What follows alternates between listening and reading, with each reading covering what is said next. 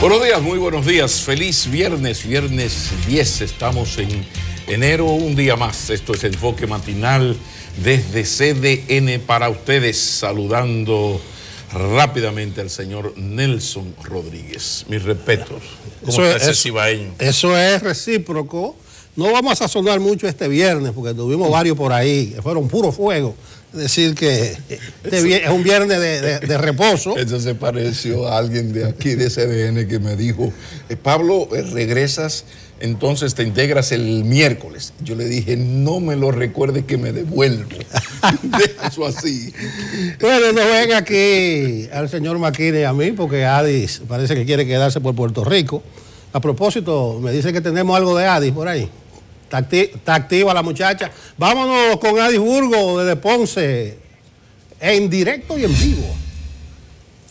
Hola, ¿qué tal? Muy buenos días. Hemos amanecido en Ponce, una de las zonas sensibles aquí en Puerto Rico, en donde los daños esta semana no se han hecho esperar. Todavía de paso, cuando transcurren las horas, se siguen las evaluaciones identificando nuevos hallazgos, daños al cuartel de la policía, también a la zona de peaje. Pero esto ha unido a las autoridades en un programa que ahora tiene que ser celoso para poder avanzar en la recuperación.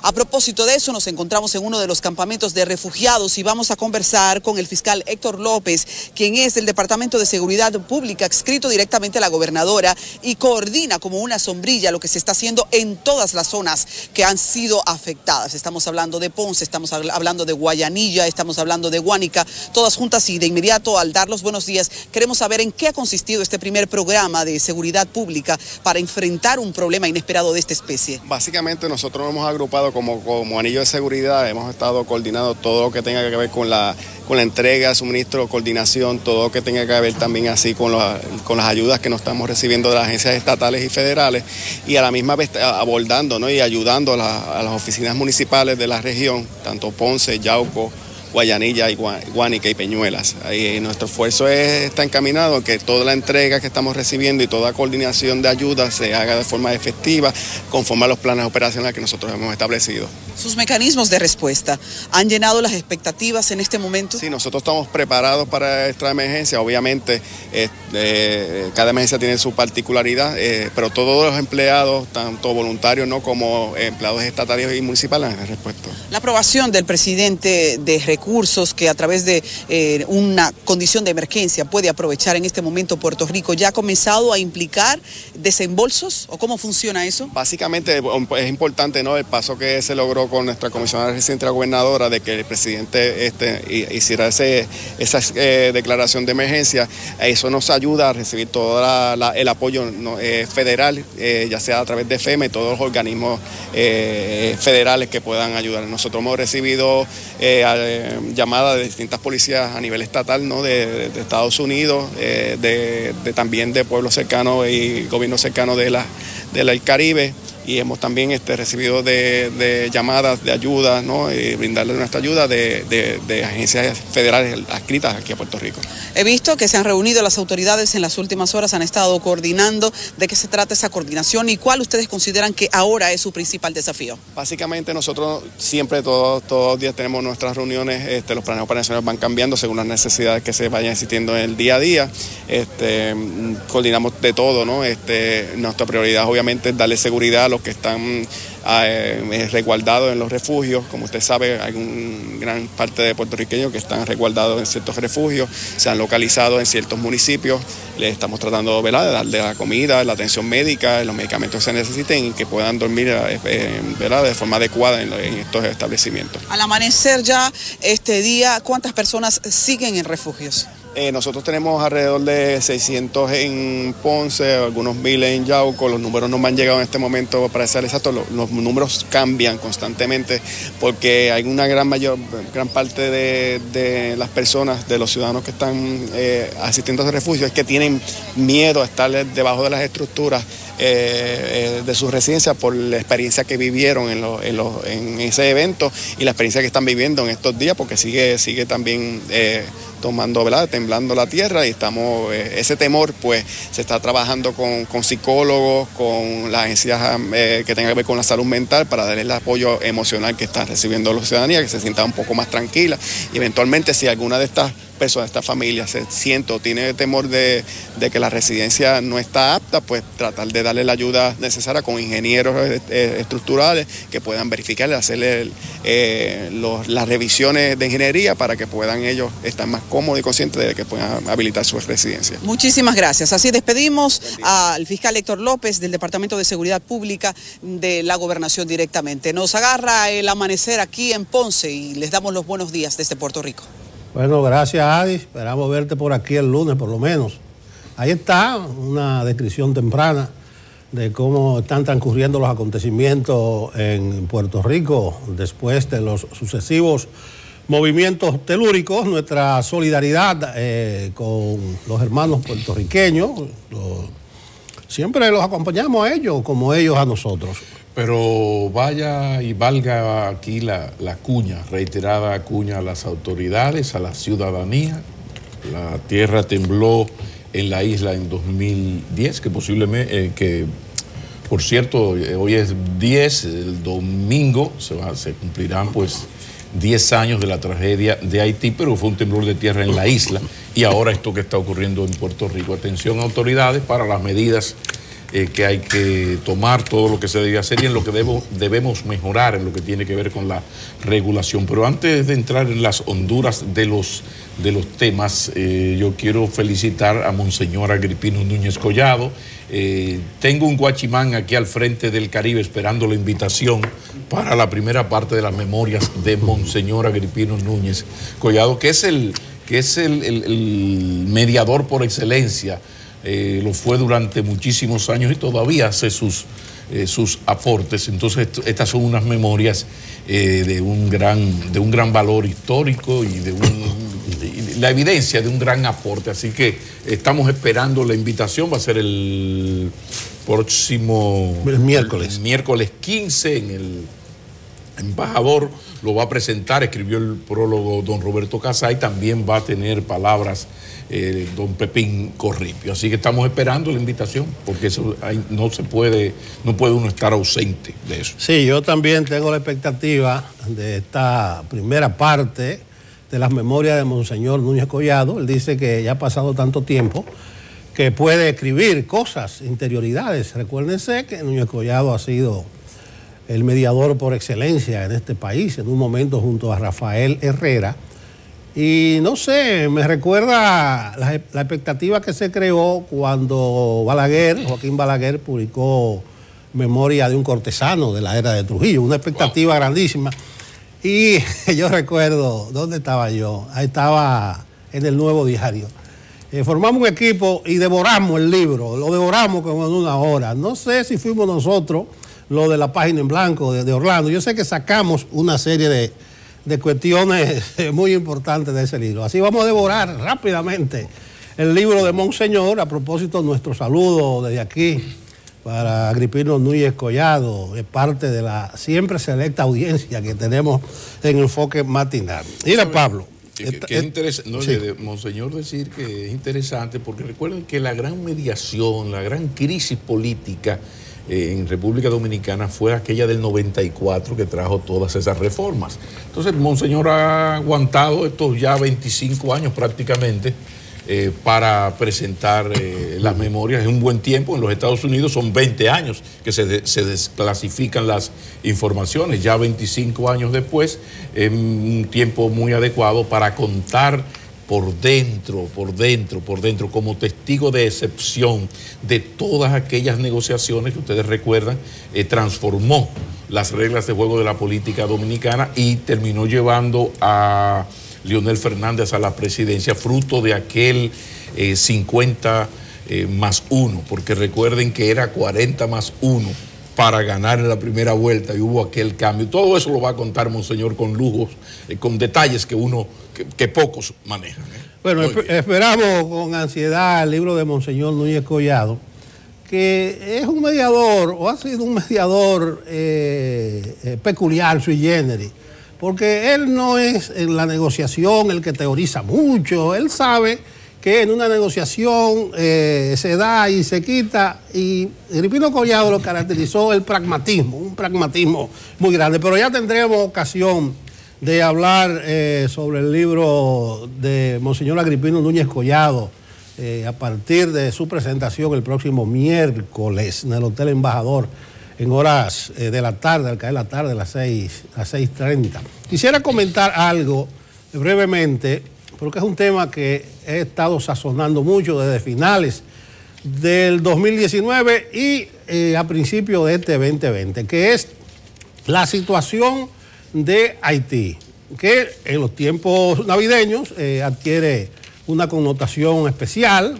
Ya lo sabemos, miles de haitianos visitan su país, entonces en el retorno se crean una serie de dificultades, pero además de que Haití va a cumplir ahora en febrero un año de permanentes movilizaciones, disturbios, protestas, muertes, violencia, de primeros ministros que no llegan nunca a asumir.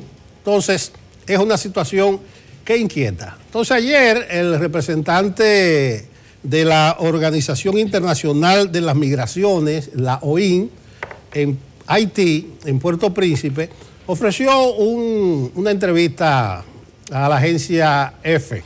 Él se llama Giuseppe Loprete y hizo una serie de revelaciones, comenzando, señores, por lo siguiente, que en Haití ahora, dice el representante de la OIM, no hay servicios, las personas están desesperadas, quieren encontrar nuevas oportunidades. Y lo hacía desde el ángulo de las presiones que tiene República Dominicana al respecto. Y dijo algunas cosas que han tenido muchas repercusiones en el país, de que es prácticamente imposible contener la entrada de haitianos a la República Dominicana, porque si vienen y lo deportan, vuelven y entran. Yo creo que Loprete exageró un poquito la nota, y creo que la exagera un poquito más el editorialista del Listín Diario. Pero yo mandé una cita, atención producción, de la parte, ahí está, Giuseppe Loprete, el representante de la Organización Internacional para las Migraciones. ¿Qué dice el señor?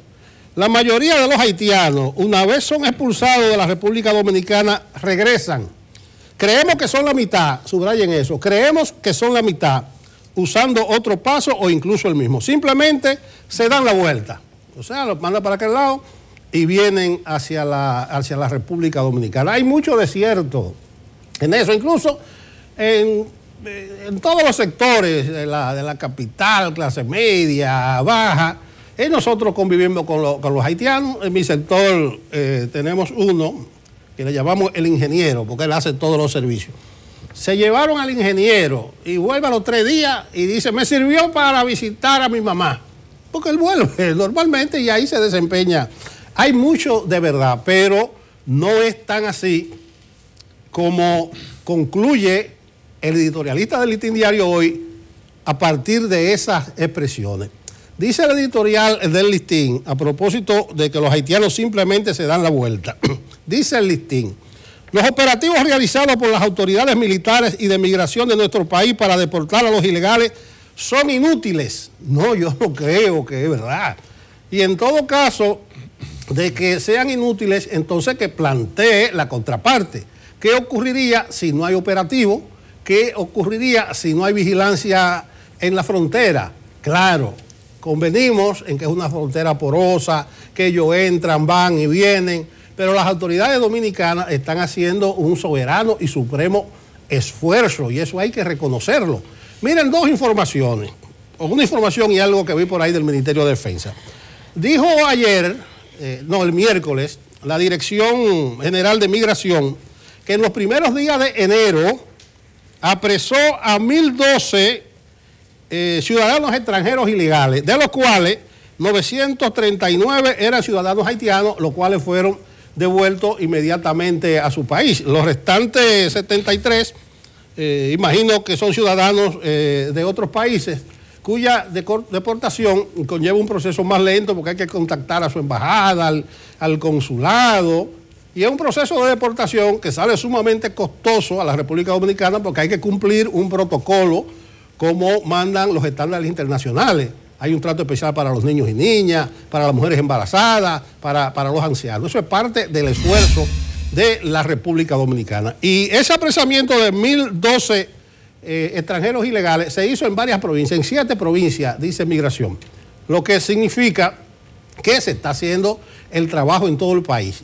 Pero hay otro esfuerzo adicional que se hizo ahora, a finales de año, y que se ha reforzado a principios de este 2020, que es el que hacen las Fuerzas Armadas.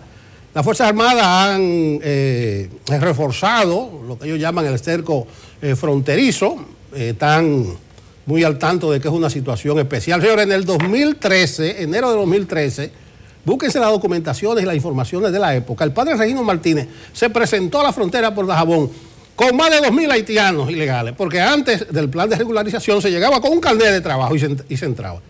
Pero luego de ese plan es mucho lo que ha avanzado y hoy la frontera no es el caos, era una situación tensa que se vivía los primeros días del año en la frontera. La gente dice, decía las Fuerzas Armadas que la frontera está sellada, pero que la ha reforzado. No, eso es un movimiento habitual. Van a permitirme minuto y medio, porque vi un spot del Ministerio de Defensa de lo que se ha hecho estos días, y ahí retrata que no solamente es un problema de retener a los haitianos, es un problema de luchar contra el contrabando, grandes contrabandos de cigarrillos, de ajo. Un día alguien me va a explicar a mí por qué el ajo es el oro que pasa por la frontera.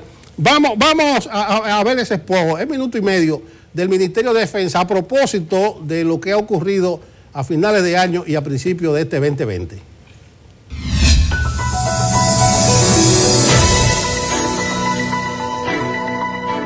Consecuencia del aumento del cerco fronterizo por disposición del señor ministro de Defensa, el teniente general Rubén Darío Pablo Inocén, hemos tenido unos resultados excelentes estos primeros días.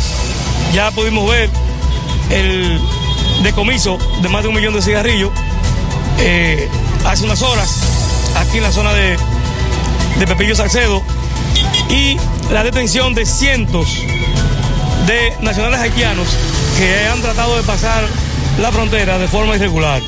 Pero además también hemos visto que cientos de nacionales haitianos con documentos han venido aquí a Migración y Aduana y han pagado sus impuestos, y de esa manera no han tenido ningún tipo de problema para retornar. Hay mucho chequeo en el camino establecido, y todos los autobuses que van saliendo de la zona de Dajabón están siendo revisados por las diferentes agencias, y tanto en los puestos de chequeo del Ejército de República Dominicana como también en lo que son las bases interagenciales del Ministerio de Defensa, en Copey y Jicomé. A nosotros se nos ha hecho más fácil el trabajo debido a la tecnología de punta con lo que contamos.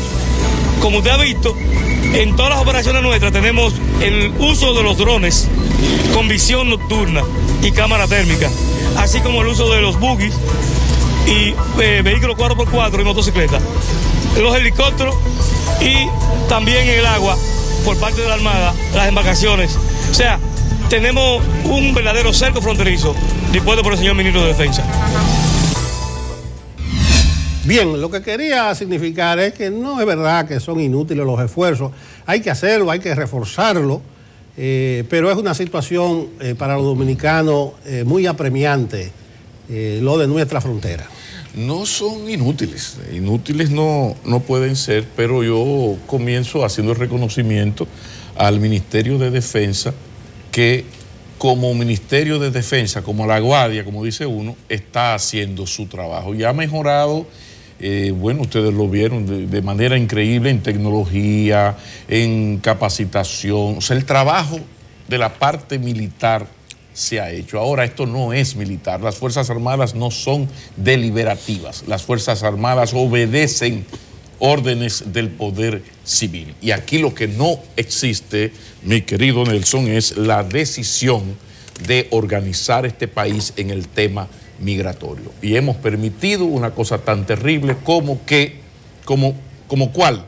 Bueno, que la mano de obra haitiana sea fundamental, dije, para la economía dominicana. Aquí tenemos rubros agrícolas cuyo desarrollo, cuya producción depende de una mano de obra ilegal lo que es peor todavía. O sea, ha habido de parte de las autoridades civiles una gran irresponsabilidad, porque hay un provecho político a corto plazo, pero el país se va arrabalizando cada día más.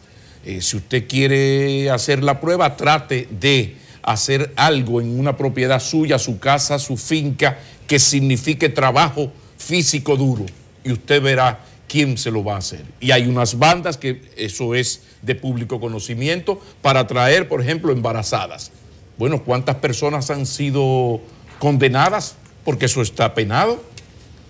Incluso en las mismas Fuerzas Armadas, no todos son oficiales y alistados ejemplares. Hay gente que mete la pata. Bueno, vamos a hablar del régimen de consecuencias para la parte militar que falla, pero vamos, y las mafias en la parte civil. Entonces, inútil no es, no, todo lo contrario. Hay que hacerlo mucho más eficiente, saludar lo que se ha logrado, porque mezquino no debe ser. La mezquindad no va por aquí. O sea, usted tiene que ver un antes y un después, y yo tuve la oportunidad, se lo agradezco al ministerio, de que me mostraran la frontera. En helicóptero, en los famosos buggy, mire por aquí, cero mata cero, muy bien, señor. Las condiciones de vida del alistado, esos destacamentitos pequeñitos, que eso daba asco y vergüenza hace 10, 15 años, todo eso ha sido mejorado. Aplausos. Ahora, dicho esto, ¿qué vamos a hacer nosotros con la situación de Haití, que ya ha sido 20.000 veces descrita, que es un país no viable, es un estado fallido? Sí, pero todo ser humano tiene derecho a eso, a sobrevivir. Y para sobrevivir, ellos nos tienen a nosotros cruzar la frontera. Pero además no solamente eso, sino que hemos llegado a un momento donde, cuidado, hay una parte de solidaridad, hay una parte humana. Sí, pero es que ellos no son del todo una carga para la economía dominicana, porque el proletariado dominicano es haitiano. Entonces el gobierno, en vez de organizar esto, hacer campañas de integración, desmontar mitos racistas y xenófobos que hay en contra del pueblo haitiano, no hace nada de esto, y el país se va arrabalizando. Y claro, ante lo que ocurre, por más liberal que usted sea, buen cristiano, budista, humanista, óigame, yo vivo en Arroyo Hondo y a mí me gusta caminar en las calles. Yo no hago ejercicio en el gimnasio de correr, sino en mi barrio. Señores, yo camino por Arroyo Hondo y de cada 10 conversaciones que tú escuchas, por lo menos 6 se dan en creol. Es decir, que el país, la mano de obra que mueve el país es haitiana. Muy bien, no está del todo mal, pero vamos a organizarla. Porque, insisto, ¿qué vamos a hacer? O sea, las Fuerzas Armadas no tienen capacidad, pero si no tienen capacidad las Fuerzas Armadas de los Estados Unidos de América para frenar la migración mexicana, va a tener capacidad la nuestra. Es imposible, la porosidad, no hay manera de cerrarla, entre otras cosas por la corrupción de bandas cívico-militares, pero subrayen la parte civil, porque el militar es fácil controlarlo a partir de que no es deliberativo y el guardia obedece y da órdenes. Dos cosas el guardia: obedecer y dar órdenes. Entonces, ¿qué vamos a hacer? Ahí está el dato. ¿Quieren datos? Bueno, ahí aparece otro funcionario de un organismo internacional de muchísima credibilidad que dice lo que todos sabemos, que la frontera es pura literatura, es pura ficción, es una poesía, es literatura, es literaria. ¿Por qué? Bueno, porque el masacre se pasa a pie. A pesar, comencé diciendo, de que hay un antes y un después del trabajo que se ha hecho a partir de el gobierno de Danilo Medina, que ha sido el que ha modernizado esto que yo le estoy diciendo, y lo estoy diciendo porque durante años uno peleó con el gobierno, los gobiernos, de cómo es posible que quienes defienden la nacionalidad, quienes defienden el país, los responsables de la soberanía constitucionalmente asignados para tal función, vivan en las condiciones que vivían. Entonces a mí me encantó ver cómo se han ido construyendo cuarteles donde viven. Yo incluso subí videos que no acostumbro mucho a mi cuenta de Instagram, porque me maravilló hacerlo. Sí, pero no se trata de eso, Machinini, solamente. Es una política de Estado, que el Estado no la quiere asumir porque, por ejemplo, ¿quiénes producen los aguacates que se producen en ese sur profundo? Uno viene en helicóptero, ve esas fincas, e incluso ese es otro tema, en zonas protegidas, fincas de aguacate. ¿Quién? Mano de obra haitiana. O sea, la República Dominicana tiene una dependencia, y eso es parte de la responsabilidad de todos los gobiernos que gobierno han sido, desde Trujillo hasta ayer en la tarde. Ahora, ¿qué vamos a hacer? ¿Qué vamos a hacer? Porque el caso de Haití, insisto, ya no... eso es como la peste de los feminicidios, que ya uno está ahito, para no decir harto, de venir y comentar lo mismo, ver la realidad. Sí, pero ¿cuándo vamos a reaccionar? Que por cierto, otro asesinato más, ahora en San Pedro de Macorís, una niña, una jovencita de 22 años.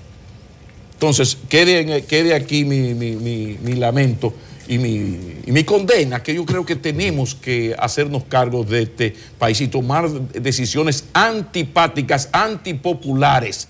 Claro, Machinini, vete al paso porque ya estamos en un año electoral. Ya este país no es país, hasta que no haya un nuevo gobierno, ya este país no es país. Aquí no se mueve nada que pueda afectar mínimamente la popularidad de un gobierno. Ahora, de que lo estamos haciendo muy mal en términos políticos con el tema migratorio, eso no entra en discusión, porque este es un país que eso es demasiado peligroso.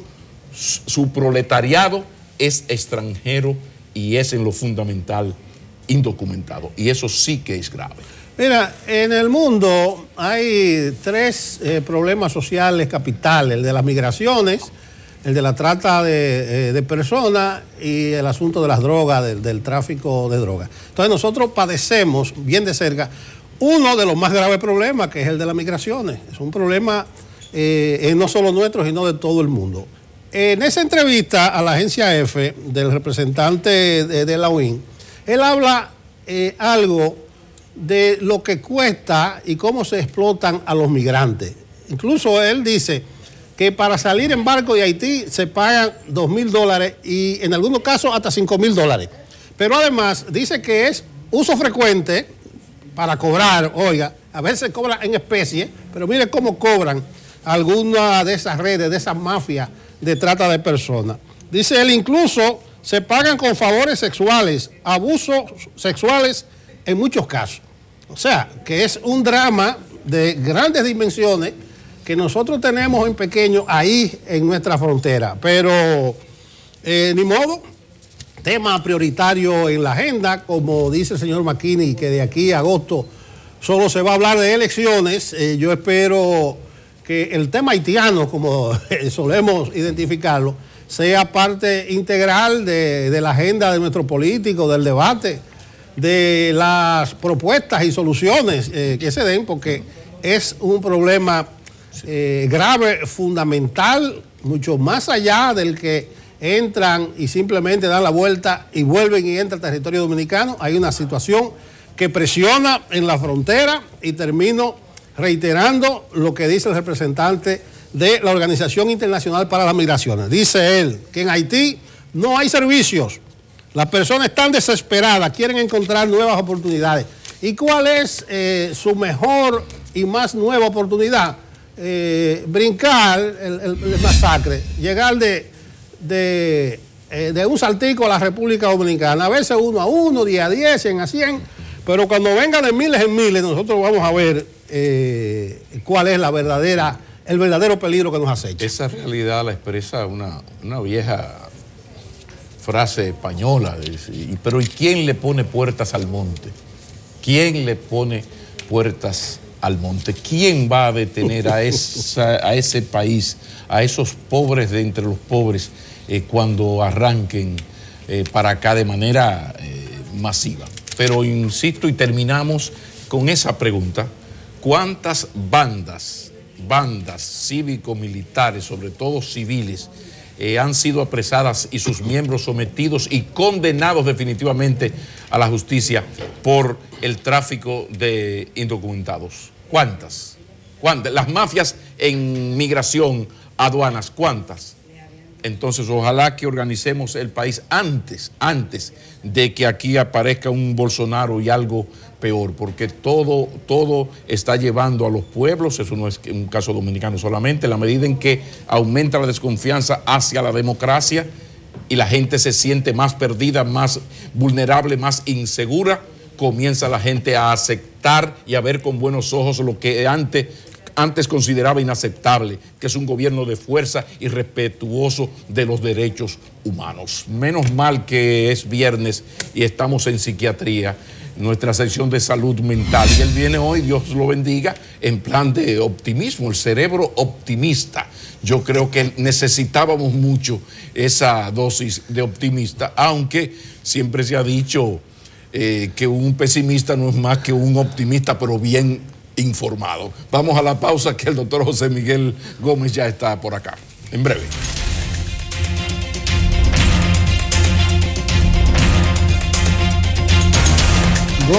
Continuamos. Esto es Enfoque Matinal, nuestra sección de salud mental. Bienvenido el doctor José Miguel Gómez y Montero. Mis respetos y mejores deseos. Feliz año. Bienestar, salud, prosperidad para ti, para los cientos de televidentes que todos los viernes nos escuchan, nos ven. Felicidades a todos. Buen año y de verdad, de corazón, lo mejor de lo mejor para todos. Hay que sacar de abajo, todo esto es salud y que el préstamo no llegue a legal. Son cosas importantes. La salud mental está bien, la salud en general, pero que el préstamo no llegue a legal, porque los chelitos. Doctor, pero me encantó el tema que usted trajo. Cerebro optimista, que esto conduce al tema importantísimo del optimismo, pero yo decía allí que a veces la persona no es pesimista, sino es un optimista bien informado. Pero ¿qué es eso de un cerebro optimista y cómo lograrlo? A ver. ¿Sabe que de estas cosas estamos hablando? Porque hace mucho tiempo que se viene hablando de las neurociencias, de el avance que ha tenido el estudio del cerebro, la influencia que tiene el cerebro en todo el quehacer humano. Es decir, el órgano principal del cuerpo humano, que todos tienen funciones importantes, es el cerebro. Y la gente antes pensaba que muchas de las cosas que nosotros hacíamos dependía del esfuerzo, dependía de la disciplina, de los hábitos, dependía de la voluntad, de la fe, de la esperanza, y se construyó toda una filosofía y una teoría.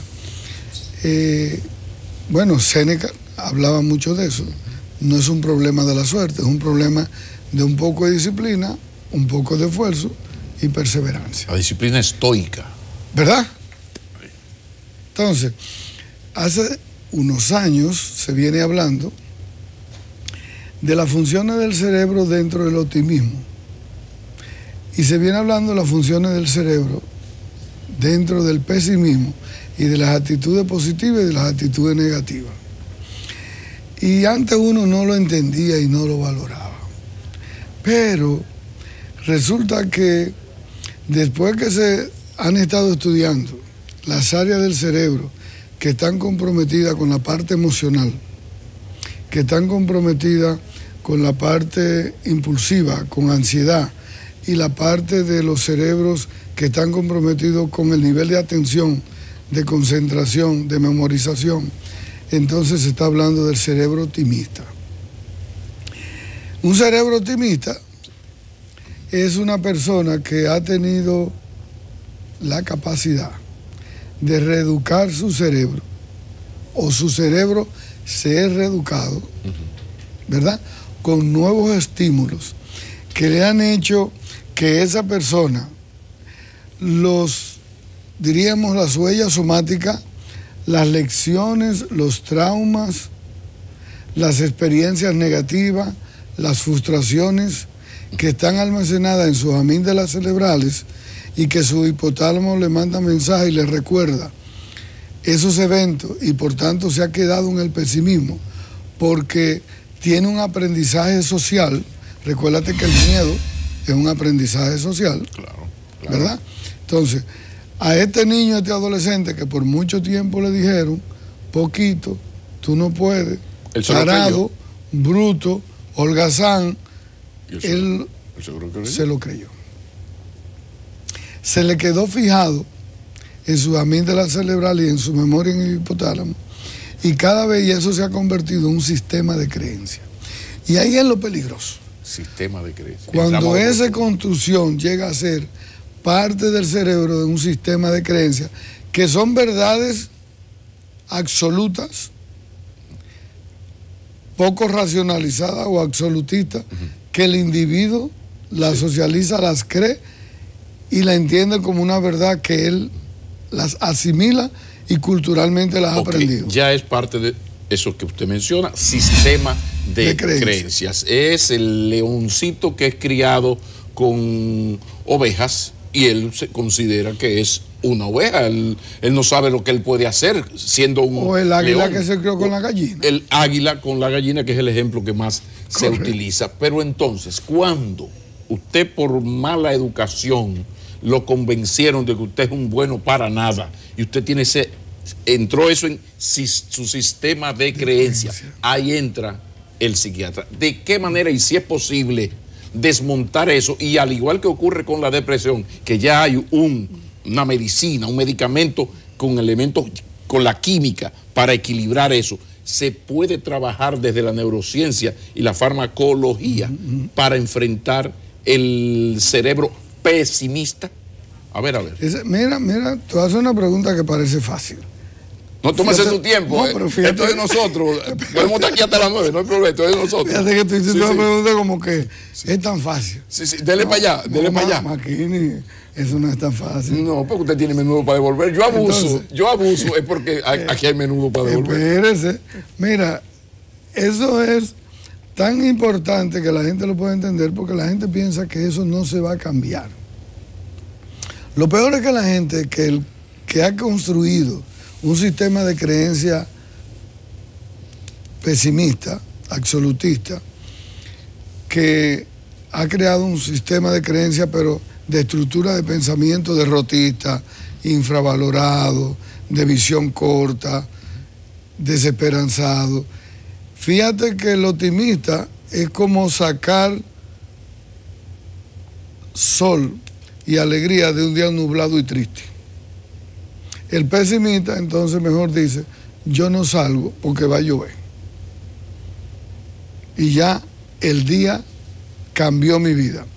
El optimista es el que dentro de la crisis y dentro de la situación busca la parte positiva. Es el que tiene la virtud de ver una crisis como una oportunidad.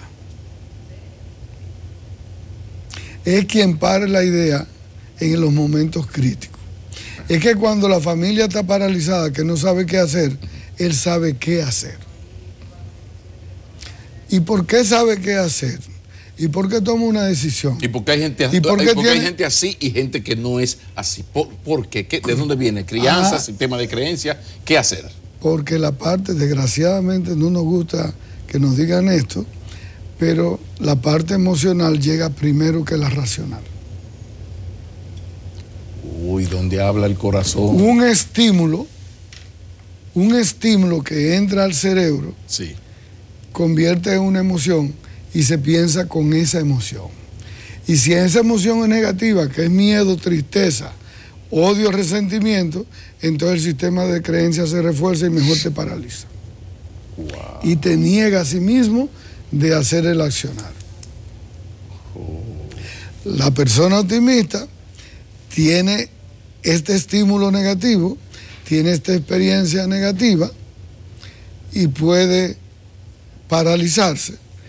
Y su cerebro, la parte frontal, la parte de la corteza prefrontal, que es donde están las funciones ejecutivas, esa es que le dice, pero eso tiene un plan A, eso tiene un plan B, eso tiene una respuesta. Por eso hay gente que se readapta a una crisis, que supera una crisis. Por eso hay gente que insiste, persiste y resiste para avanzar, y al final ese termina siendo el optimista. Pero entonces, viene la pregunta leninista, ¿Что делать? ¿Qué hacer? Ya usted planteó magistralmente el problema. Ahora, ¿qué hacer con esa persona que, insisto, por crianza, por lo que sea, tiene ese esquema, ese sistema de creencias? Es una persona temerosa, todo lo ve negativo, al contrario del pesimista que incluso lo cancela y dice, mira, ahora tendré menos dinero porque voy a tener tiempo para escribir aquel libro que lo tengo por la mitad.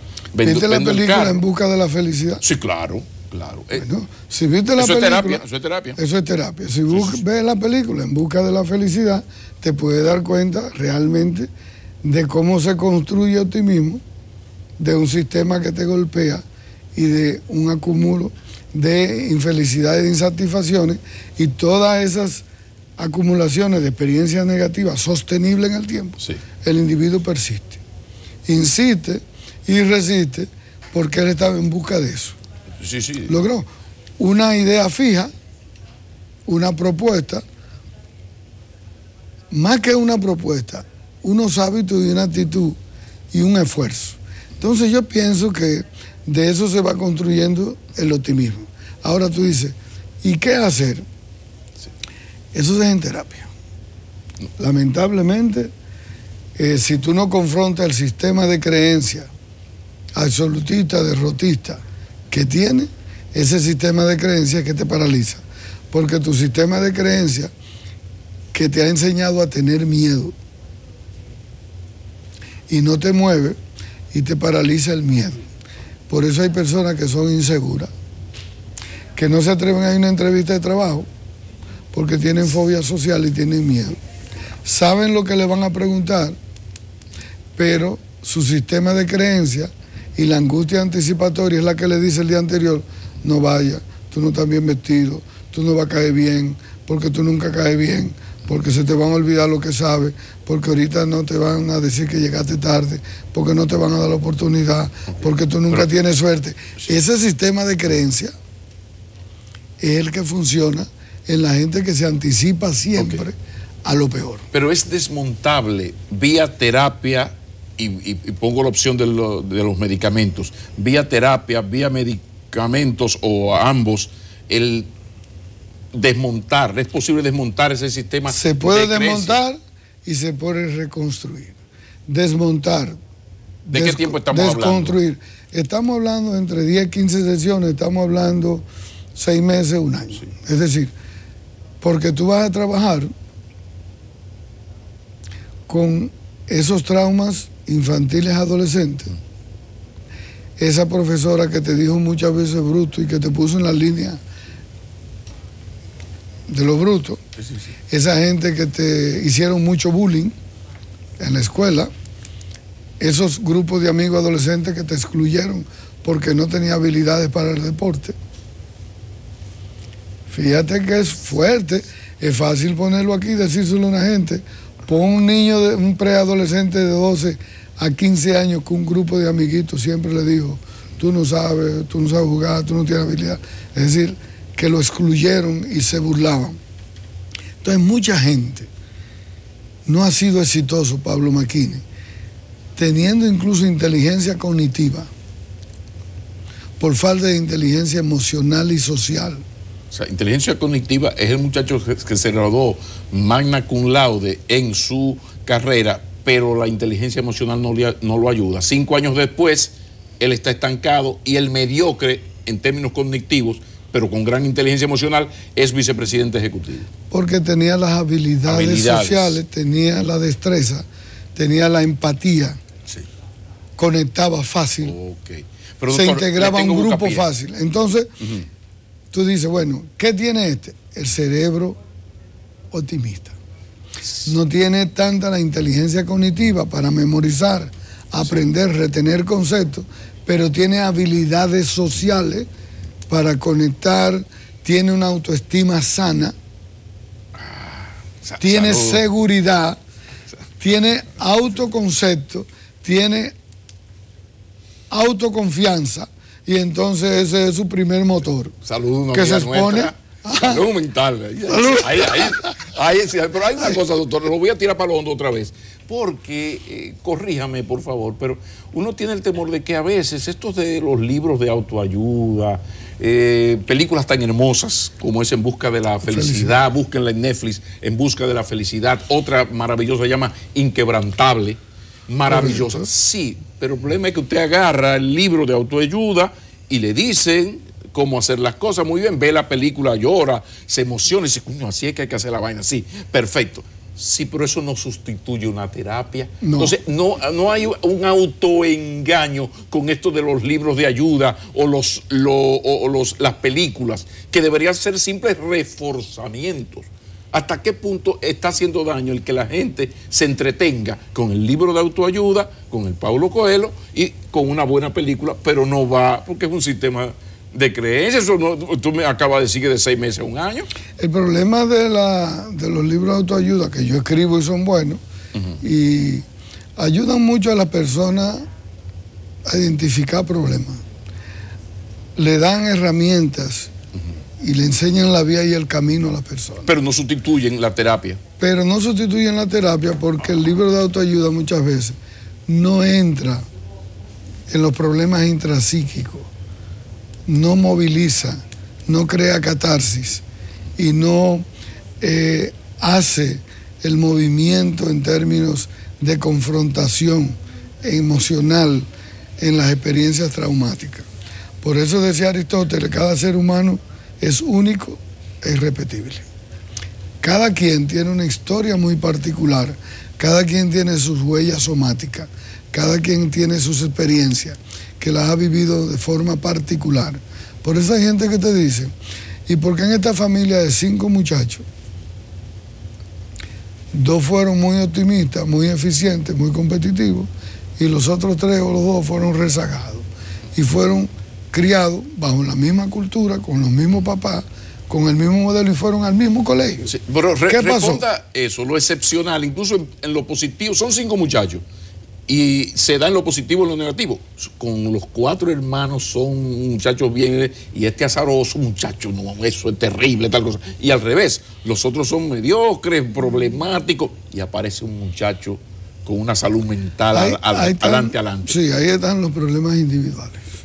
Ahí están los problemas individuales de cómo el carácter que es socializado, es aprendido, cómo cada quien reaprende, se readapta, asimila las experiencias que va teniendo de la vida. O sea, hay una parte congénita, doctor, de que a mí los golpes de la vida, amén de lo otro, hay una parte congénita que esos golpes de la vida afectan de manera diferente en términos ya individuales. O sea, yo soy así. Ahora, que no tiene que ver con la crianza ni con mi hermanito. Ahora que se está estudiando algo que a mí me interesa, y traje ahora mucho hace un tiempo de Europa algunos libros de eso, de la epigenética, que se está estudiando. ¿Qué es eso, epigenética? Antes se creía que tú eres adulto, yo soy adulto, y que teníamos que morir como somos. Ahora se ha estudiado que los traumas, las circunstancias desfavorables, pueden cambiar la percepción y la configuración y la interpretación de tu ADN y de tu código genético. Y cuando tú tenías un formato, diríamos, conductual, con valores y con una percepción de la vida en determinadas cosas, un trauma te cambia esa percepción. Y de ahí que hay gente que no entiende. ¿Y qué pasó con este político? Que era un individuo con unos valores, era una persona muy enfocada y de pronto se despersonalizó. Y de pronto deconstruyó todo lo que había construido. ¿Y qué pasa con esta persona? Que de pronto iba con un discurso social, con un arraigo social, con unos compromisos sociales, tenía una percepción de la vida y de un contenido de la vida, y de pronto hay un trauma, una derrota, una pérdida, una situación que no permite ser el mismo. Pero ahí en adelante. Pero ahí estudia la epigenética, ahí estudia de cómo un trauma te cambia la percepción de tus genes y te te cambia la parte genética de tu ADN. No es que te niega tu percepción genética en cuanto a que tu temperamento es hereditario y a los genes que traes de tus padres y de tus rasgos de personalidad que están contigo, viven contigo y que son formas permanentes de reaccionar. Eso no estamos hablando. Estamos hablando es tu percepción de tu enfoque que tú tenías en la vida. Y de ahí es que un optimista puede terminar siendo un gran pesimista y conservador. Y por eso un liberal que defendía un contenido termina siendo un ultraconservador de centro derecha, o un individuo que tenía una visión holística termina siendo un individuo de pensamientos convergentes. Entonces, hay anécdotas de esto. Yo siempre recuerdo en la Unión Soviética se decía que si tú querías que tu hijo fuera comunista de izquierda, mándalo a estudiar a París, a la Sorbona. Si quieres que termine en la derecha, tú lo mandas a estudiar en la Patricio Lumumba o en la Lomonosov. O sea, un poco porque por la reacción, cuando el que vive en una dictadura de izquierda o de derecha se cura de izquierdismo, de ultra, de esto mismo, de dictaduras y estas cosas. Y eso pasa en todas, prácticamente en todas las áreas. Ahora, ¿hacia dónde nos conduce todo esto? Porque ahí entra la terapia. De repente, a ese señor hubo un golpe duro. No sabemos qué ocurrió, pero el tigre se transformó. Era un político de tal camino y anda por otro. Era un esposo de tal forma y de repente el tigre se cambió. El tipo tiene 3 mujeres, caos, hasta violento se puso. El tipo era buen amigo. O sea, esos choques, ahí entran ustedes, porque el problema es que mucha gente todavía no cree en la posibilidad de la ayuda de un terapeuta cuando usted dice, coño, algo me está pasando, yo no era así. Y lo peor de eso es cuando tú no puedes identificar ese trauma o ese acontecimiento que te cambió y tú no lo sabes identificar. El otro es que te ayuda a identificarlo. ¿Qué te cambió? Esa noviecita que te dejó en medio de un proceso, ese novio que te dejó, esa propuesta que tú entendías que era merecedor de ese trabajo y no te lo dieron, esa muerte de ese padre o esa madre, esa migración que hiciste pensando en que todo era bueno y te salió mal y tuviste que volver y fue un nuevo aprendizaje, una experiencia traumática. Es decir, ¿qué lección deja eso? ¿Qué lección le deja a un ser humano esos pequeños traumas? Hay unos que de ahí se pueden evitativos, poco competitivos, ya no se exponen, se resguardan, se aíslan, se protegen de una forma metiéndose en una religión, se protegen de una manera quedándose en su casa, porque de una manera de protegerse fue recogerse. En eso las religiones juegan un gran papel. Y se vuelve un tanto disfuncional, conservador, bajo perfil, poco competitivo, poco confrontativo.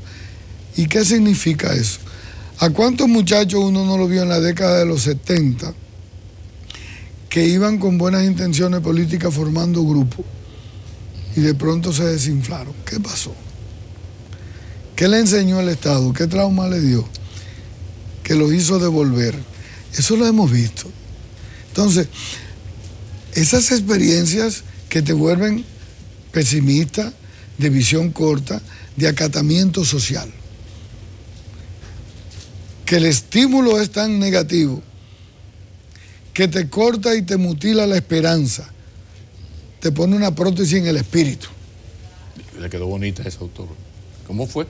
Le pone una prótesis en el espíritu. Recuérdate que el espíritu es el ser, es lo que te le da sentido a la vida, es lo que te le da sentido de utilidad y sentido de trascendencia. Entonces la prótesis en el espíritu es lo que te mutila y te desaparece el ser y tú comienzas a quedarte rezagado y dices, no, pero hay que hacer así. Pero es el título para su próximo libro. Ya lo dijo ahí el próximo. Ajá. Sí. No, doctor, algo que me gusta hacer y que la gente casi lo exige, todo esto que hemos hablado, como padre, ¿qué yo puedo hacer para tener influencia en mis hijos, para que su cerebro sea lo más optimista posible, de qué manera yo puedo criar a mis hijos para evitar esos traumas terribles, pero al mismo tiempo tú quieres que vivan y que tengan sus fracasos. O sea, esto no es fácil, porque tú no lo quieres sobreproteger, porque tiene que darse su pecozón en la vida para que aprenda, sí, pero tampoco que el pecozón sea tan fuerte que me lo traumatice. Hay una como cosa, padres, ¿qué hacer? Hay una cosa que los padres están olvidando dentro de la crianza. Ok. Y es confrontar sus experiencias pasadas con sus hijos. ¿Qué más es lo que puede enseñar a una hija tuya, a un hijo tuyo, que en medio de una crisis un novio la dejó, una novia, que tú te sientes a decirle que a ti te dejaron también a los 18?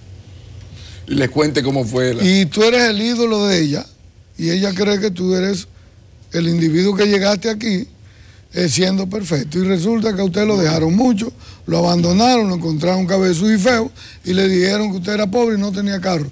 Póngase a un lado. Y usted entonces, cuéntale esa historia, claro. Porque él cree que ahora tú llegaste con esa estructura. No, y al varoncito, que es el machismo que no debe llorar, usted le hace el cuento aquella vez que usted decía, y recuerden que los hombres no lloran por mujeres, pero guay, mi madre, yo sí quería esa mujer. Tú le haces esa anécdota a tu hijo, y el muchachito dice, coño, pero papá no es tan león como yo creía. Eso ayuda.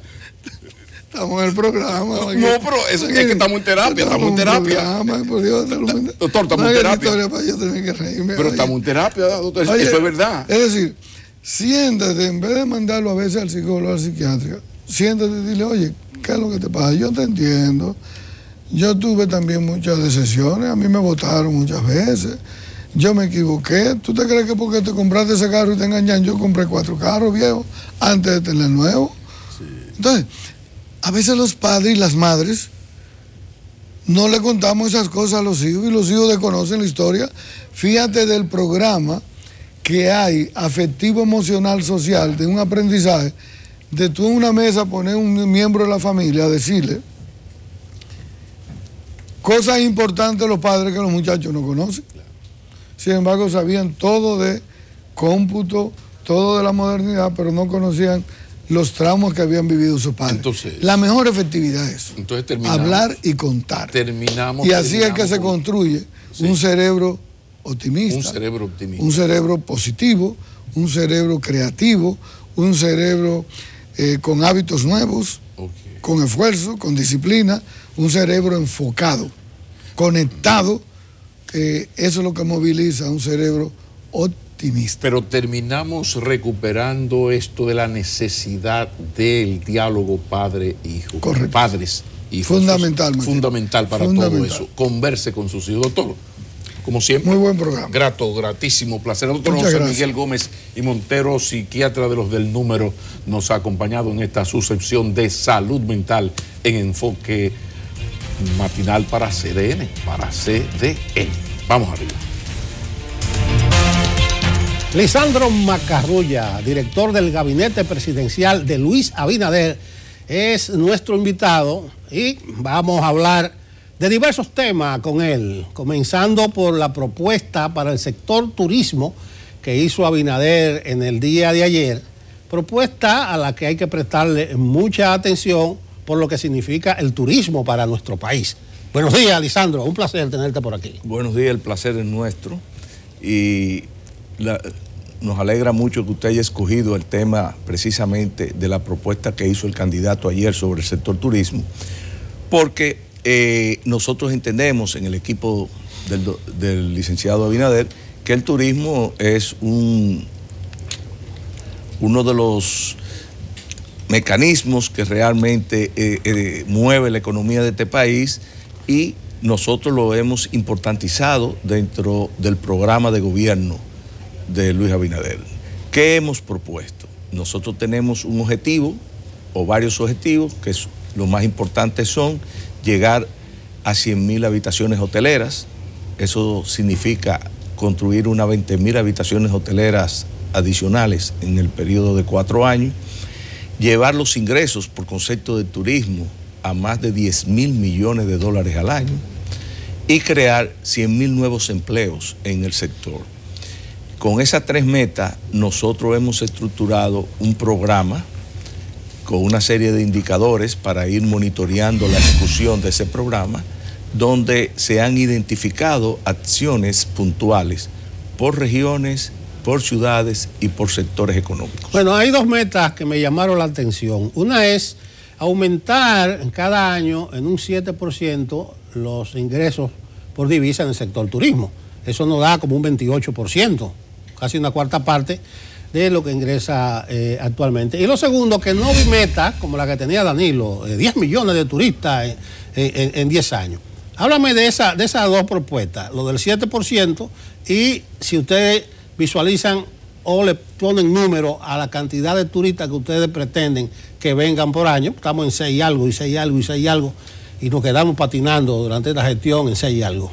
Nosotros no hemos puesto como meta la cantidad de turistas, sino el impacto de los turistas que vengan en esos renglones, por ejemplo, en los ingresos, en la nueva fuente de trabajo y en la cantidad de habitaciones hoteleras. Obviamente que eso va a representar dos cosas: una cantidad mayor de ingresos por turistas y una cantidad mayor de turistas. Que lleguen a 10 millones, 11 millones, para nosotros eso no es lo importante, sino que se logren los objetivos en materia de ingresos, nuevas construcciones y fuentes de empleo. Hay otra de las metas que me llamó la atención, que es el del mejoramiento del entorno de los polos turísticos. Entonces ustedes plantean una alianza público-privada y ahí aplica la figura del fideicomiso, el involucramiento de los mercados de valores. Ustedes van a actuar de la mano con el sector privado. Así es, pero no solo en el sector turístico. Gran parte de las propuestas que iremos haciendo de forma sistemática y que están todas dentro de los lineamientos generales del plan de gobierno que publicamos recientemente, muchas de las inversiones que se van a hacer en el país en infraestructura, en transporte y demás, van a ser alianzas público-privadas, porque entendemos que la República Dominicana tiene que crear confianzas en los agentes económicos y crear las condiciones para que el capital venga a invertir al país. No podemos descansar o motorizar el desarrollo del país solamente sobre la base de endeudarnos. La capacidad de endeudamiento del país cada vez se va agotando más y nosotros tenemos que buscar alternativas. Ahora mismo existe un fideicomiso que es una alianza público-privada, que es el de Red Vial. Que se maneje bien, que se maneje mal, eso es otra cosa, pero existe. Bueno, hablando del sector privado, no sé si Abinader conserva intereses en el sector turístico. ¿No habría un conflicto? No, porque él no participaría en esos fideicomisos. Él tiene inversión en el sector turístico como en otros sectores, pero él no participaría. ¿Y no tiene contemplado delegar? Por ejemplo, Donald Trump lo primero que hizo fue que reunió a su familia y puso los intereses de él en manos de esa familia. Incluso tuvo la osadía de decir que por 8 años. O sea, cuando él asumió, estaba pensando en reelegirse. Entonces, a eso me refiere, porque sería un ente, quiera o no, del sector turismo. Bueno, ya el licenciado Abinader hizo eso. Y el licenciado Abinader, desde la campaña anterior, se apartó de las actividades empresariales de su familia. Eso lo manejan sus otros 2 hermanos, y él se ha focalizado exclusivamente en la parte política. Pero yo entiendo que no hay ninguna confrontación ahí, ni ética, porque realmente es lo que no va a participar en esas propuestas. Bueno, el plan de desarrollo del suroeste. Hemos estado viendo en estos días Valle de las Águilas, que ya son propiedad del Estado, que hay unos inversionistas que llegan, que vieron, pero que no se concretiza. Yo estoy viendo metas muy ambiciosas de ustedes, yo diría exageradas. ¿Pero por qué? Yo creo que todo lo que está ahí está fundamentado en un análisis profundo, en algunos cambios que vamos a implementar, porque la política en sentido general, las nuestras, y eso se puede ver en los lineamientos que publicamos, la política de Estado van a ser reenfocadas de acuerdo a los criterios de gestión de un nuevo gobierno. Y nosotros lo que hemos hecho y lo que estamos proponiendo es optimizar la explotación de los recursos que tiene el país para seguir fortaleciendo el sector turístico y creando acciones que nosotros entendemos que nos van a hacer mucho más eficientes en nuestra propuesta y nuestra oferta turística. Por ejemplo, yo no sé si usted pudo percatarse cuando nosotros hablamos de una oferta complementaria, diferente. O sea, nosotros entendemos que la República Dominicana tiene un potencial mucho mayor que simplemente las playas. O sea, sabemos que quizás el principal atractivo del país son las playas, pero tenemos que crear oferta diferenciada para seguir siendo un destino mucho más completo. El licenciado Abinader habló cuando hizo la presentación de crear parques temáticos tipo Disney o Universal, que realmente eso, pero convertir al país en un destino turístico para parques temáticos, como en gran medida lo es Orlando, por ejemplo, en los Estados Unidos. Ese tipo de cosas yo creo que el país está maduro para empezarse a explotar, pero también tenemos que convertirnos en un destino cultural. Tenemos ese recurso que es la ciudad colonial, que es un atractivo turístico importante, que realmente no hemos podido explotarlo de forma adecuada. Pero también tenemos el potencial de ser un destino gastronómico, como lo han hecho otras ciudades latinoamericanas. Entonces, eso nosotros lo vamos a hacer. Es una continuidad de quizás de un gran esfuerzo que ha hecho el país por mucho tiempo y que entendemos que llegó el momento de ampliar la oferta turística. Y también, siempre dentro de los lineamientos generales de nuestro programa de gobierno, nosotros queremos un desarrollo en el espacio de la República Dominicana más equitativo. Entonces hay sectores como Pedernales que, a nuestro modo de ver las cosas, su mejor instrumento para desarrollarse es el turismo. Entonces vamos a trabajar con una propuesta focalizada en Pedernales para explotar esos recursos, siempre de forma amigable con el medio ambiente. Y todo eso está estudiado, está la forma en que va a participar el Estado, están los mecanismos para promover las inversiones en esos polos turísticos, siempre dentro de un esquema de integración de las comunidades al desarrollo que se va a lograr con esos proyectos. Vamos a trabajar con la micro y pequeña empresa, sobre todo artesanos, organizaciones comunitarias, porque no vamos a crear polos excluyentes. A propósito de que no es solo sol, playa, arena, en el programa se menciona Jarabacoa y Constanza. Bueno, menciona la zona de Nagua, pero ¿cómo se puede explotar más allá o diferente a lo que se hace ahora esos dos destinos, Jarabacoa y Constanza? Porque no me dio una idea clara de si es ampliar la oferta existente, si es incorporar cosas nuevas. Son dos realidades diferentes, Jarabacoa y Constanza. En Jarabacoa tenemos que reconocer que ha habido un resurgir del turismo. ¿Qué es lo que vamos a tratar? Tratar de organizarlo, crear la infraestructura. Por ejemplo, Jarabacoa tiene graves problemas de agua, de uso doméstico, crear la oferta hotelera necesaria para eso, claro, con el perfil que demanda esa zona, y sobre todo parques temáticos ecológicos. Y lo que vamos, porque no podemos decir que todo lo que se está haciendo es mal. Jarabacoa yo creo que ha tenido un renacer. Yo recuerdo que cuando yo era muchacho, Jarabacoa era un destino turístico importante.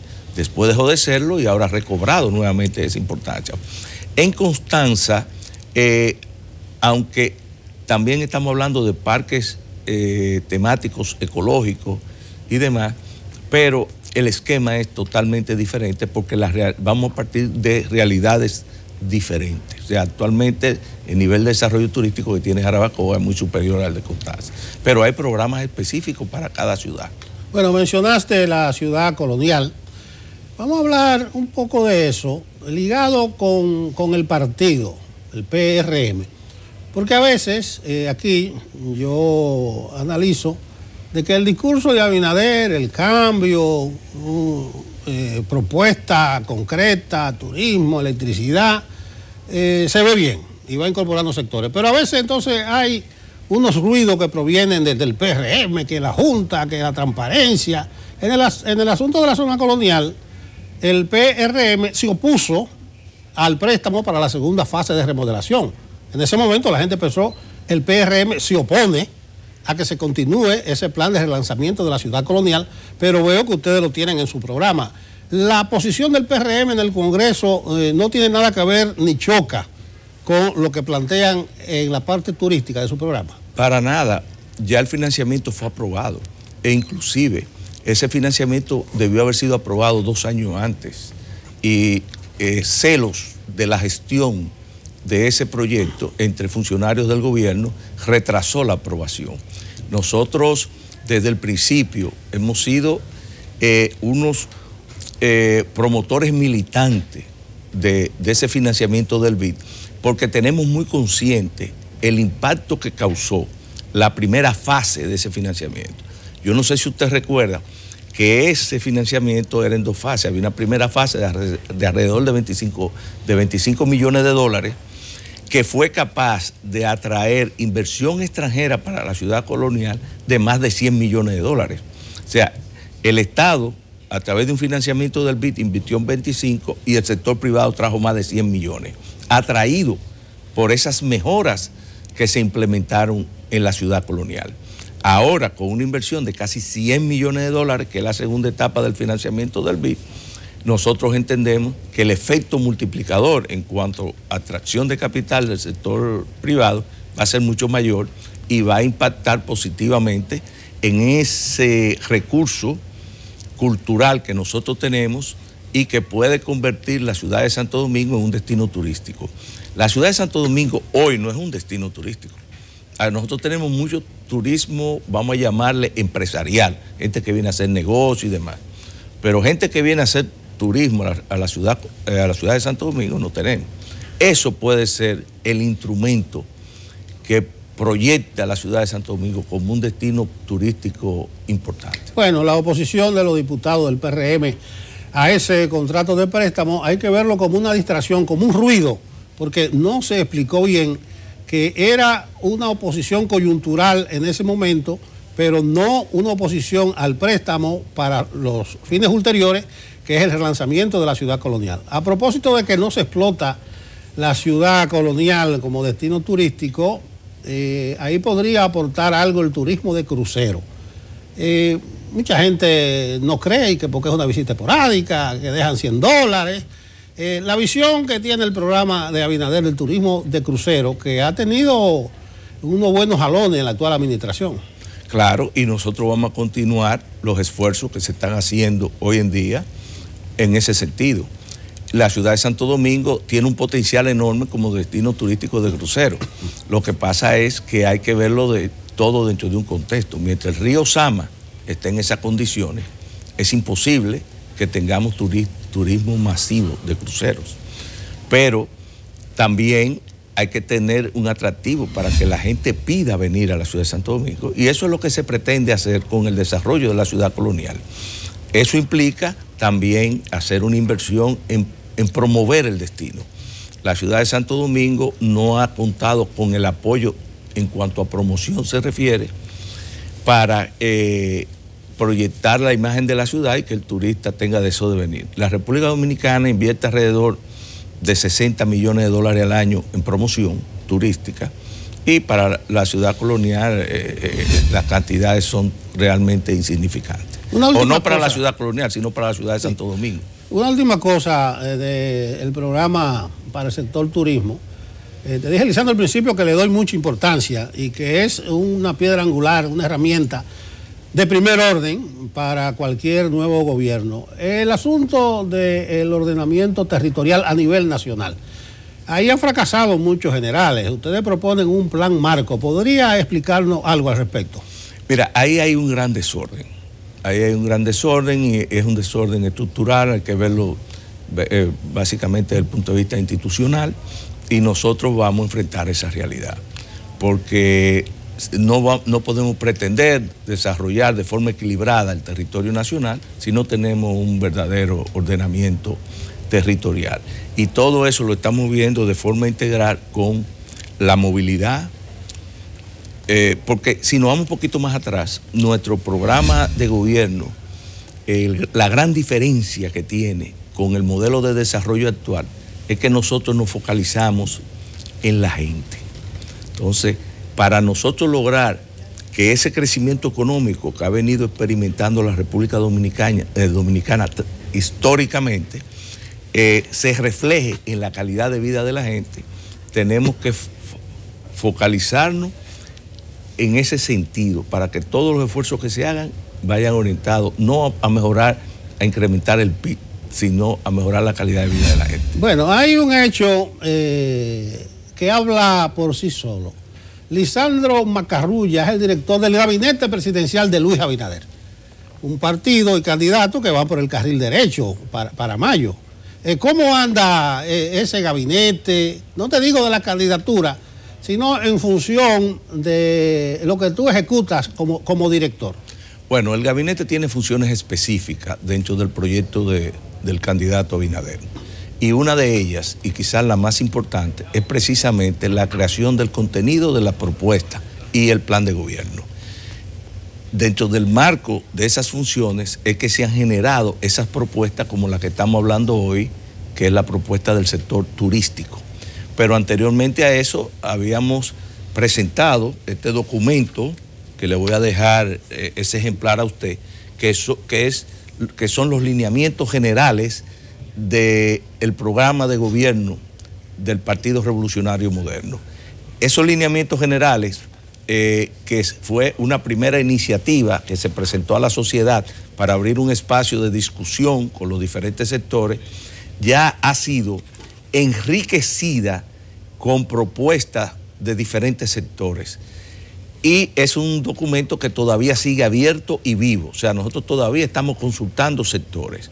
A mediados de febrero debemos haber recogido una serie de propuestas de mejora que nos estará dando la sociedad, y tendremos el documento final. Pero hay sectores como el turismo donde ya la propuesta ha sido acabada y por eso el candidato la ha hecho pública. Nosotros, por ejemplo, en ese documento, que a pesar de que es un documento vivo y que está recibiendo sugerencias y nosotros le estamos acogiendo, hay un núcleo duro en el cual no negociamos y el cual no pretendemos modificar, que son 7 ejes principales, que son género, territorio y el espacio socialmente construido, participación, sostenibilidad, transparencia y rendición de cuentas, acciones afirmativas para los grupos vulnerables y tecnología de la información. Esos 7 ejes transversales de esa propuesta no son negociables, y sobre esa base es que hemos estructurado nuestra propuesta a la sociedad. Usted me dirá, ¿y qué hace ahí, por ejemplo, tecnología de la información? Nosotros estamos muy preocupados con lo que puede pasar aquí con estos adelantos tecnológicos y que pueden llevar a crear inclusive más exclusión en el país, porque aquí hay un gran segmento de la sociedad que realmente no tiene acceso, no tiene los recursos para accesar a esa evolución que lleva la tecnología, y que cada vez va a ser más amplia la brecha entre los favorecidos de la sociedad y los que están aún marginados. Entonces va bien esa candidatura. Va muy bien, pero mucho mejor que lo que la gente se imagina. Pero mira una cosa, Lisandro, tú como empresario, me llamó la atención que en el informe financiero que presentó el PRM a la Junta de la Primaria, sí, creo que fue 104 millones. Entonces ahí aparece a Luis Abinader aportando el 45%, casi 40 millones, dice aporte de Luis Abinader. Entonces yo digo, pero una línea para mayo, me imagino que los recursos deben sobrar, que los empresarios, y tú conoces cómo es que funciona eso, debieron estar a la orden del día canteándose, pero me llamó la atención y me arrojó dudas. No, pero eso es en ese caso de la primaria. Usted sabe que la primaria de nosotros tenían 2 particularidades. Primero, una ventaja muy marcada del candidato Abinader desde el inicio, y otra que eran una primaria cerrada. Al ser una primaria cerrada, es un proceso más económico, porque usted trabaja con un mercado de votantes limitado, que son los que están dentro del padrón del partido, pero también un candidato que desde el principio marcaba una diferencia de 70-30. No había necesidad de malgastar el dinero. Además, el señor Abinader es muy austero. Yo no sé si porque es de origen árabe, pero... No, lo bueno del caso es que él mismo lo dice. No, bueno, Lisandro, muchas gracias. Un placer, gusto. Bueno, Lisandro Macarrulla es el director del gabinete presidencial de Luis Abinader. Continuamos. Continuamos en Enfoque Matinal. Vamos a hablar de tecnología. Juan Manuel Medina nos visita como cada viernes. Bienvenido. Muchas gracias, Bien. querido Pablo. Muy buen día, amigos televidentes. El tema ¿Qué nos de traes? hoy, ¿Qué mira, nos traes? Gadgets. Lo más novedoso y de fácil adquisición. Estamos hablando un poquito fuera de cámara, algunas cosas, pero no sin antes tocar un temita que estuve hablando con nuestro querido Oscar. Y mucha gente en esta semana se ha sorprendido porque está recibiendo unos correos de Google sobre las ubicaciones que almacenaron durante el año 2019 y están totalmente sorprendidas. Acá en el programa hemos orientado mucho referente al tema de las políticas de privacidad cuando uno utiliza ciertos dispositivos. Ojo, usted que es usuario de un dispositivo Android, que utiliza lo que es el correo de Google, el correo de Gmail, para vincular esos dispositivos y poder descargar algunas aplicaciones, siéntese en una computadora y en Google escriba panel de control de Google o Google Dashboard y loguéese con el correo que usted utiliza en su dispositivo. ¿Qué es loguearse? Entre, accese, vaya a esa parte y entonces usted se va a dar cuenta de todas las informaciones que le guarda el gigante de los buscadores, la compañía Google, que ahora mismo es Alphabet, eso es subsidiario de Alphabet, guarda todas las informaciones, tantas que usted ni siquiera se va a imaginar. Se va a sorprender de todo lo que está guardando Google de usted ahí. De hecho, el año pasado tuvieron que cambiar las políticas de privacidad, la política de uso. ¿Por qué? Porque violentaban muchos derechos fundamentales. Bien, entonces les recomendamos que se siente, busquen panel de control de Google y utilicen el correo con el que usted tiene sincronizado su dispositivo. Bien, entonces vámonos al tema de hoy. Gadgets, lo más novedoso y de fácil adquisición. No sin antes mencionar nuestras redes sociales para que nos siga. Medina Costa en Twitter y Medina Costa 1 en Instagram, si tiene alguna pregunta o quiere hacer alguna recomendación. En el día de hoy trajimos estos artículos, pero adquirido ¿dónde? En Amazon. Muchas personas nos dicen, ¿por qué, Juan, tú siempre trabajas con eBay y a nosotros no nos gusta tanto eBay? Bueno, entonces el día de hoy nosotros trajimos lo que era Amazon para evitar este tipo de inconvenientes, de que muchas personas utilicen el Amazon Prime para poder adquirir algunos dispositivos. Entonces, antes que todo, Pablo, tú mencionaste gadgets. ¿Qué es un gadget? Un gadget es un asunto tecnológico, ¿verdad? O cualquier artículo que tenga un uso específico, más novedoso que la media. Normalmente nosotros adquirimos algunos productos, pero nos sorprenden. ¿Por qué? Porque hacen algunas cosas que normalmente nosotros no tenemos. Lo primero, vamos a ejemplo. Ponme un ejemplo. Lo primero que vamos a mencionar es una bocina. Una bocina, la Ultimate Ears Wonder Woman. Es un dispositivo que nosotros a cada rato queremos tener una bocina Bluetooth, ¿verdad? Pero en República Dominicana venden muchos artículos a ciertos costos, pero que no tienen las calidades necesarias para dar respuesta a nuestras necesidades, ¿verdad? Entonces, en Amazon usted puede adquirir esta bocina Ultimate Ears Wonder Boom 2. Dura 13 horas de uso, ¿verdad? Tiene un audio 360 y lo mejor del caso es que este dispositivo flota en el agua, que usted puede llevárselo a la piscina, lo puede utilizar sin problema, no tiene ningún inconveniente y en Amazon cuesta solamente $78. ¿Qué quiere decir? Que este tipo de dispositivo usted lo puede conseguir en Amazon y le va a salir en cuanto, en 3,000, 4,000 pesos y puede utilizarlo sin problema alguno. Bien, vamos a seguir. Juan Manuel, ¿tiene validez? ¿Puede creer en esto de que en Amazon sale 4 estrellitas amarillas y eso lo vieron 3,322 y hay 32 comentarios? ¿Eso es manejable o se puede creer en eso? Sí, claro que se puede creer, aunque muchas de estas estrellas, este feedback, es que, por ejemplo, si yo soy un suplidor, yo te digo, Pablo, dame un feedback positivo cuando tú adquieras tal producto. Entonces, eso se puede manejar en cierto grado, pero funciona, realmente funciona. De hecho, nosotros recomendamos en eBay que cheque siempre el feedback, si es positivo o negativo, para el suplidor. En el caso de Amazon es igual. Bien, entonces, para los amantes de la fotografía, recomendamos este gadget. El HP Sprocket Select es una impresora portable. Imagínese usted andar con una impresora en su bolsillo, en el cual usted puede tirar su fotografía de su celular y automáticamente imprimirla. ¿Por qué? Porque tienen una opción de conexión en Bluetooth, ¿verdad? 5.0 y la puede adquirir por $120 en Amazon. Es tremendo dispositivo. Para nosotros, que siempre utilizamos mucha información, Pablo, para ti, que siempre estás haciendo documentos y trabajando, hay veces que queremos adquirir memorias USB, pero en República Dominicana algunas son costosas o se nos pueden perder. SanDisk es uno de los mejores dispositivos de almacenamiento en el mundo. De hecho, de las primeras memorias USB, SanDisk fue de las pioneras. Entonces, este es un disco duro portable de memoria SSD. ¿Qué quiere decir SD? Un disco de estado sólido, muchísimo más rápido, tiene una tasa de transferencia hasta de 1050 megabytes por segundo en USB 3.0. ¿Y la capacidad? Pero veo que este tiene 500 gigas. 500 gigas y 1 tera. Estamos hablando que este sale en 7,000 pesos, pero ¿cuánto cuesta una memoria de 512 gigas en República Dominicana? 5,000, 6,000 pesos, ¿verdad? Pero este es un disco duro en el cual usted va a poder tenerlo, moverlo, más seguridad, etcétera, etcétera, y es más garantizado. Otra de las cosas que nosotros vivimos comprando son los cargadores, Dios mío, y lo compramos en cualquier sitio y dicen, no, que es original, pero no sabemos si realmente es original. Entonces, una de las marcas más reconocidas que yo te recomiendo a ti es la Anker. Esto en Amazon lo puedes conseguir en $20 y un cargador tipo C, ¿verdad? A 18 watts que te carga, por ejemplo, tu celular, te lo puede cargar en 45 minutos a 1 hora y media hasta un 100%. ¿Por qué? Porque tiene un wattaje que te hace cargarte el dispositivo sin dañarte la batería. Vamos a seguir. Todos nosotros hemos visto los famosos AirPods de Apple, esos audífonos inalámbricos que son excelentes, que nosotros nos enamoramos de ellos. Tienen los juegos pesados. Exacto, tienen los juegos pesados. Por eso te traemos esto.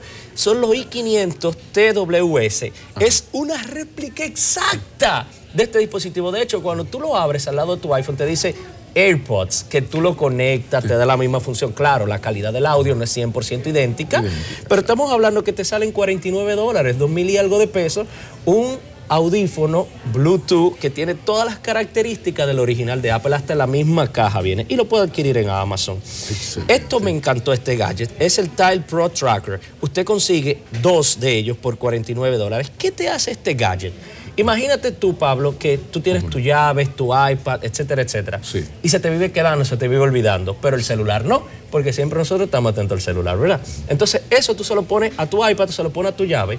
Cuando tú te vas alejando, tiene una capacidad de 400 pies de distancia, mandarte un mensaje. Oye, se te está quedando el llavero. Oye, se te está quedando el iPad. ¿Y qué pasa cuando te llega el mensaje? Tú te devuelves y lo localiza automáticamente. ¿Y son pequeños? Son pequeñitos, sí. ¿El tamaño? Son pequeñitos. Estamos hablando del tamaño más chiquito que una llave. Entonces, este dispositivo tiene la capacidad que se conecta. Un saludo a los televidentes de CDN, siempre vienen del Caribe. A ver, del Caribe. Pues bien. Un saludo a las amigas del Caribe allá. Pues bien, el caso es que este gadget me encantó a mí. De hecho, voy a pedir un par para probarlo. Otra de las cosas es con el asunto de los cargadores. En mi caso, tengo mis audífonos, tengo mi reloj, tengo mi celular. Imagínate cuántos cables uno tiene que tener o estar conectando todas las noches. Este Mophie es un cargador 3 en 1 que te les recomiendo a ti también. ¿Qué sucede? Es inalámbrico y es certificado por Apple. Una de las marcas certificadas por Apple es la Mophie. ¿Qué pasa con este cargador?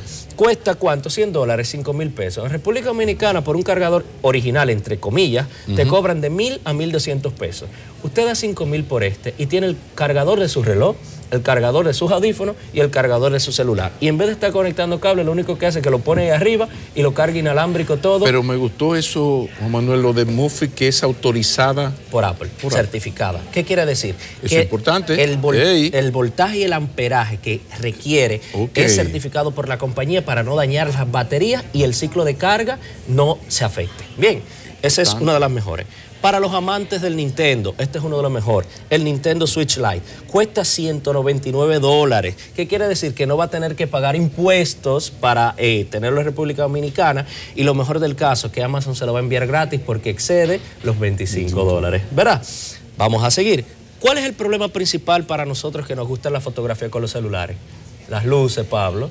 Claro. Mira esa luz portable, te cabe en una mano, $25, se configura por Bluetooth, te sirve estilo de flash, es una luz que tú puedes controlar desde tu dispositivo y la controlas por Bluetooth y le pones el color que tú quieras. Funciona no solamente con tu celular, sino con algún otro tipo de cámara. Por ejemplo, funciona abajo del agua, tú puedes prenderla abajo del agua, compatible con cualquier dispositivo DJI. No sé si tú has visto la camarita Osmo. El caso es que tremenda luz. De hecho, a mí me volvió loco. ¿Por qué? Porque soy adicto a la fotografía, tú lo sabes. ¿Y el precio? El precio, míralo ahí, $25. Tú puedes adquirirlo $25. Venga acá. Y es tremendo dispositivo. Y para ir cerrando, mi querido Pablo, aquí es una de las cositas que más me gustó.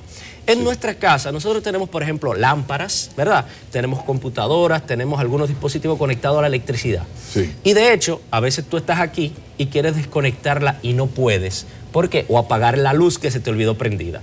Ese dispositivo se conecta al Wi-Fi de tu casa, funciona con Alexa también, que si tú tienes Alexa en tu casa, lo puedes controlar. Y tú puedes desde tu celular, por ejemplo, dejaste la luz prendida, apagarlo por Wi-Fi. Tú no tienes la necesidad de estar ahí, cortarle el suministro eléctrico. Si tiene alguna pregunta o alguna recomendación, agreguen a nuestras redes sociales, Medina Costa en Twitter y Medina Costa 1 en Instagram. Mira, Juan Manuel, ya terminando un día de esto, tiene que venir a hablarnos de Alexa. De Alexa. De qué se puede hacer, sobre todo los señores mayores podemos hacer con Alexa. Yo veo que hay muchísimas cosas, pero necesitamos a alguien como tú, experto, que nos dé los consejos, porque parece que es maravilloso esto, ¿no? Sí, es tremendo. Lo único que Alexa normalmente funciona en el idioma inglés, pero se está trabajando para que funcione en español. Gracias, Juan Manuel Medina, en tecnología. Terminamos aquí, ni un segundo más. Muchísimas gracias por su generosa compañía. Un fin de semana en familia y pásenla bien. Y claro, sigan en contacto con CDN. Grato placer.